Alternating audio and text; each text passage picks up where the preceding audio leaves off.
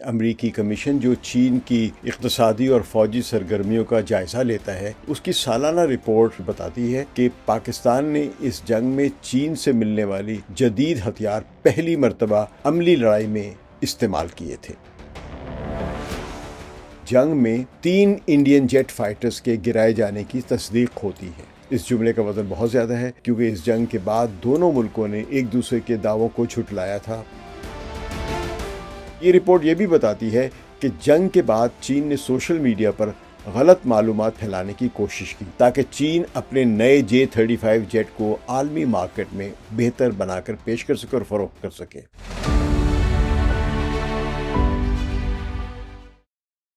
ثقلین امام کا سلام قبول کیجیے۔ امریکی کانگریس کو پیش کی جانے والی US China economic and security review commission, یعنی امریکی کمیشن جو چین کی اقتصادی اور فوجی سرگرمیوں کا جائزہ لیتا ہے، اس کی سالانہ رپورٹ 2025 جو کہ مئی 2025 میں ہونے والی پاکستان اور انڈیا کے درمیان جو 4 روزہ جنگ تھی، اس میں اس کا بھی حوالہ ہوتا ہے۔ ویسے رپورٹ جو ہے وہ مجموعی طور پر چین کی جو اقتصادی اور فوجی ترقی ہے اس پر ایک جائزہ پیش کرتی ہے ہر سال کانگریس کو، اور یہ کانگریس کی ایک بائی پارٹیزن کمیٹی ہے۔ تو رپورٹ کے مطابق جو پاکستان اور انڈیا کے درمیان جو جنگ تھی، یہ 50 برس میں دونوں ملکوں کا سب سے شدید تصادم تھی۔ تو انڈیا کے زیر انتظام کشمیر پہلگام میں ایک حملے میں 26 شہریوں کی ہلاکت کے بعد انڈیا نے فوری طور پر فوجی کارروائی کی، اور یہ محدود جھڑپ چند گھنٹوں میں فضائی لڑائی اور میزائل حملوں تک پھیل گئی، جس میں دونوں جانب بھاری جانی اور مالی نقصان ہوا تھا۔ پاکستان نے انڈیا کے 6 سے 7 جیٹ فائٹرز گرانے کا دعویٰ کیا تھا۔ امریکی صدر ٹرمپ نے 7 سے 8 طیارے گرانے کے جو دعوے ہیں وہ درجنوں بار دہرائے تھے، اور اس طرح لگتا تھا کہ وہ بہت زبردست پاکستانی فوج کی پرفارمنس کی تعریف کر رہے تھے۔ تو 18 نومبر کو جو کانگریس کی رپورٹ پیش کی گئی ہے، بائی پارٹیزن رپورٹ بتاتی ہے کہ پاکستان نے اس جنگ میں چین سے ملنے والی جدید ہتھیار پہلی مرتبہ عملی لڑائی میں استعمال کیے تھے۔ یعنی اب تک چین نے جو اسلحہ بنایا تھا وہ کسی جنگ میں ٹیسٹ نہیں ہوا تھا۔ پاکستان اور انڈیا کی جو ایک ایریل وار ہوتی ہے میزائلز کی یا ہائی ٹیک کی ہے، جس کو وہ ملٹی ڈومین وار کہہ رہے ہیں، اس میں چین کا اسلحہ اور اس کی ٹیکنالوجی استعمال ہوئی تھی۔ تو ان میں جہاں ان کے ڈومینز کا استعمال ہے، وہاں ساتھ ساتھ J-10C جو چائنا کا جدید لڑاکا طیارہ ہے وہ استعمال ہوا تھا، پھر PL-15 ایک لمبی مار کے میزائل، اور HQ-9 یہ ایئر ڈیفنس سسٹم تھے، یہ استعمال ہوئے تھے پاکستان کی طرف سے جو چین کے ہتھیار ہیں۔ تو رپورٹ میں یہ بھی لکھا ہے کہ انڈیا نے الزام لگایا کہ چین نے جنگ کے دوران پاکستان کو لائیو انپٹس، یعنی براہ راست سیٹلائٹس، تصاویر اور ریئل ٹائم خفیہ معلومات جو وہ فراہم کی تھی۔ یہ انڈیا کا الزام ہے۔ پاکستان نے اس الزام کی تردید کی تھی، جبکہ چین خاموش رہا ہے۔ تاہم رپورٹ کہتی ہے کہ چین نے اس جنگ کو اپنے ہتھیاروں کی، یعنی جو اس نے ویپنز بنائے ہائی کوالٹی کے، ان کی کارکردگی دکھانے کا ایک موقع ضرور سمجھا ہے۔ یعنی چین نے یہ محسوس کیا کہ پاکستان نے یہ ہتھیار استعمال کر کے چین کے جو ویپنز یا اس کے ملٹری ہارڈ ویئر کی جو کارروائی ہے، جو کامیابی ہے، اس کو پوری دنیا میں اس کو تشہیر ضرور کی اس نے۔ تو یہ رپورٹ میں بہت ساری باتیں بیان کی گئی، لیکن اس رپورٹ کا پاکستان یا انڈیا کے حوالے سے جو سب سے اہم نقطہ ہے، جو ایک فقرہ ہے، وہ یہ ہے کہ جس میں لکھا گیا ہے کہ جنگ میں 3 انڈین جیٹ فائٹرز کے گرائے جانے کی تصدیق ہوتی ہے۔ اس جملے کا وزن بہت زیادہ ہے کیونکہ اس جنگ کے بعد دونوں ملکوں نے ایک دوسرے کے دعووں کو جھٹلایا تھا۔ پاکستان کا دعویٰ تھا کہ اس نے 6 سے 7 انڈین طیارے گرائے تھے، جبکہ انڈیا کا کہنا تھا کہ یا تو کوئی طیارہ نہیں گرایا گیا تھا، پھر یہ کہا کہ ہاں چند ایک گرے تھے لیکن تعداد کوئی نہیں بتائی تھی، اور یہ کہا تھا کہ ایک چھوٹا سا ڈرون متاثر ہوا تھا۔ انڈیا نے بلکہ الٹا پاکستان کے طیارے گرانے کا دعویٰ بھی کیا تھا، مگر چند ماہ کے بعد۔ تو اس شدید تضاد کی وجہ سے عالمی سطح پر اس اصل تعداد کے بارے میں ابہام پیدا ہوا تھا، مگر امریکی کانگریس کی اس رپورٹ میں 3 کا ذکر اس لیے اہم ہے کہ یہ تعداد ایک غیر جانبدار اور حکومتی تصدیق کے طور پر یا سیمی حکومت کے طور پر سامنے آئی ہے،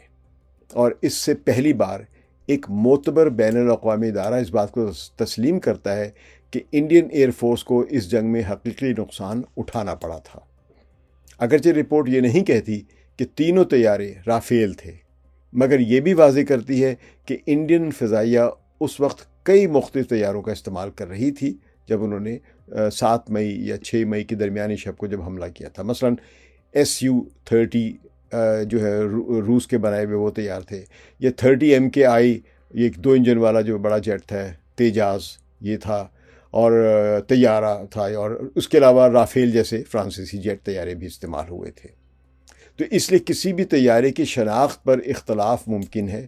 تاہم تعداد پر پہلی بار امریکہ میں ایک تحقیقی رپورٹ سامنے آئی ہے۔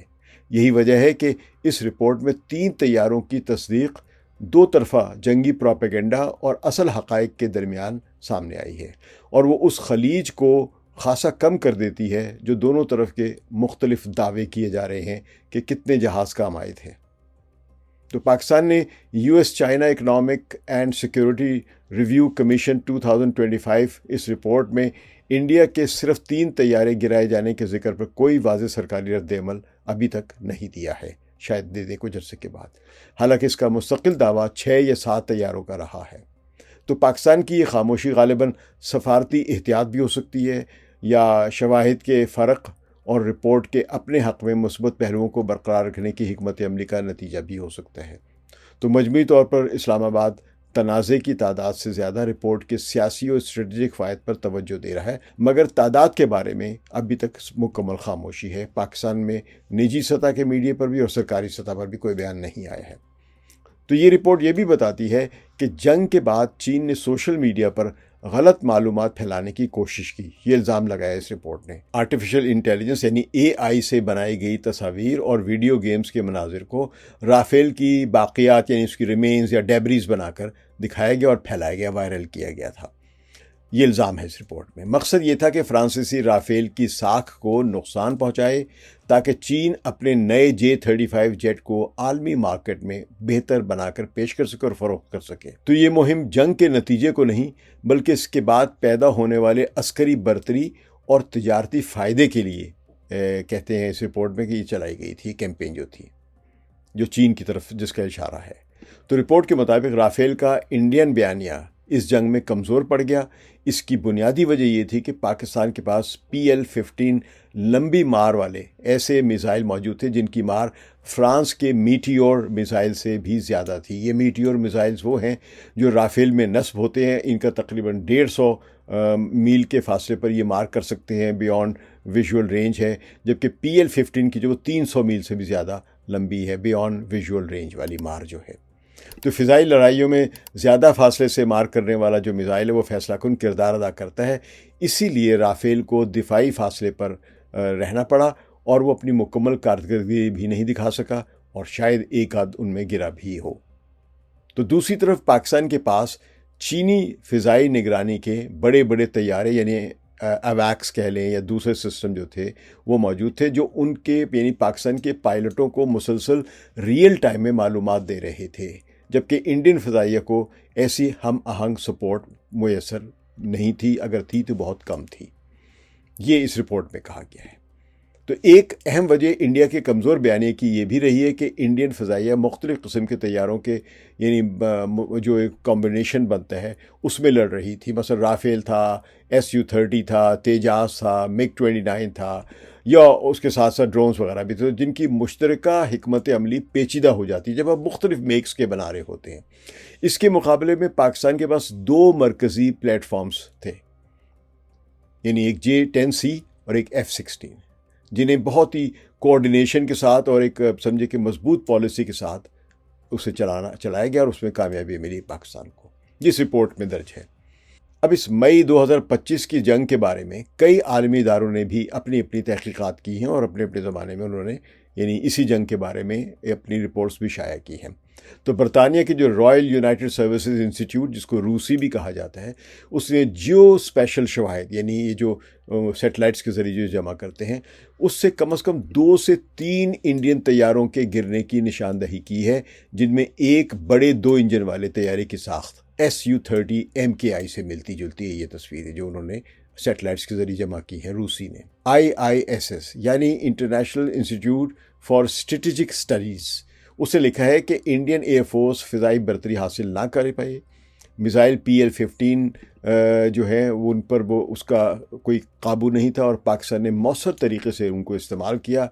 جینز ڈیفنس یہ بھی بہت ہی معتبر ادارہ ہے جو ڈیفنس سے معاملات میں رپورٹ شائع کرتا تھا، تو اس نے بھی بتایا کہ انڈین الیکٹرانک وارفیئر نظام ان میزائلوں کو یعنی PL-15 کو روکنے میں ناکام رہا تھا۔ تو ایک CSIS یعنی centre for strategic and international studies نے 3 طیاروں کے نقصان کی تصدیق کی ہے۔ اور فرانسیسی اخبار جو ہے لیمون کے مطابق انڈیا کی جانب سے رافیل سے متعلق بہت سے بیانات سیاسی ضرورت اور اندرونی دباؤ سے بھرے ہوئے تھے، اور یہ امکان مکمل طور پر رد نہیں کیا جا سکتا کہ جنگ میں رافیل طیارہ وہاں پہ گرا ہو یا تباہ ہو گیا ہو پاکستان کے ہاتھوں۔ تو یوں امریکی کانگریس کی تازہ رپورٹ اس لڑائی میں اس تصادم میں خاص اہمیت اب رکھتی ہے، کیونکہ پہلی بار یہ بات ایک نیم سرکاری امریکی دستاویز میں درج ہوئی ہے کہ انڈین ایئر فورس کے 3 طیارے جنگ میں مارے گئے تھے۔ اس سے وہ تمام غیر مصدقہ دعوے جن میں 0 سے لے کر 5 یا 6 تک یا 7 یا 8 تک کے مختلف تعدادیں بتائی جاتی ہیں، اب ایک مربوط تصویر کی طرف بڑھتے چلے جا رہے ہیں، اور جنگ کا حقیقی اسٹریٹجک نتیجہ اب واضح ہونا شروع ہو جاتا ہے۔ امکان ہے کہ مزید شواہد اور مزید رپورٹس اسی طرح سرکاری تصدیق کے ساتھ اور بھی آئیں گی۔ ثقلین امام کو اجازت دیجیے، خدا حافظ۔